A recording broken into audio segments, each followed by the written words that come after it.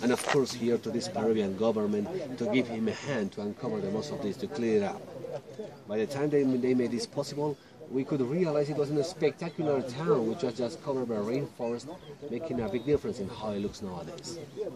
Well, since then we know that it was split in two principal sectors. From those stairs coming down behind, we can see the urban area. Look at the window of the houses, buildings, temples. Those are the areas where these people used to stay, especially during the nights. Because during the rest of the day they were going to be in the outside doing something else. From the same stairs coming to these other sides, here we have the farming ones, where these people used to farm on these terraces a variety kind of products or crops, as they really were maize or corn, different varieties, potatoes in different varieties too, vegetables, fruits, cereals as the kiwicha and quinoa, trying to make from this town a self-sufficient one. That was the main idea about it. Which is really a pain is that after all this hard work they made on here, they had to abandon the place. And they had to abandon Machu Picchu because after the Spaniards arrived to Cusco, these people didn't bring with them only the new customs, the new religion.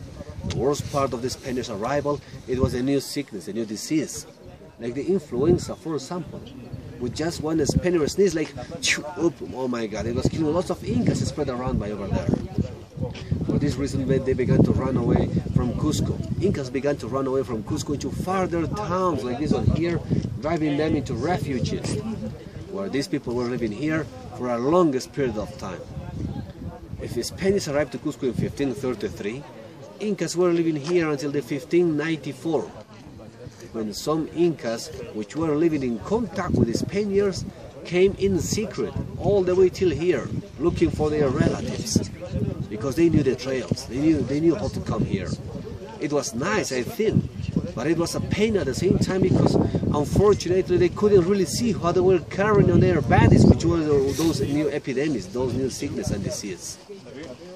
By the time they arrived, unfortunately, it was nice to see them, to contact, but they were contaminated, the rest of the people, the population which were living up here. For this reason they began to die and spread around here too. And some of them took the necessary things they could with them on hand and ran away as soon as they could, getting farther even from here into the jungle, to doesn't allow the Spaniard soldiers to find them easily to the jungle and drive them into slaves. Which is the reason why probably even nowadays it is still possible to find people in the jungle which are still speaking Quechua language, the same Inca's mother language.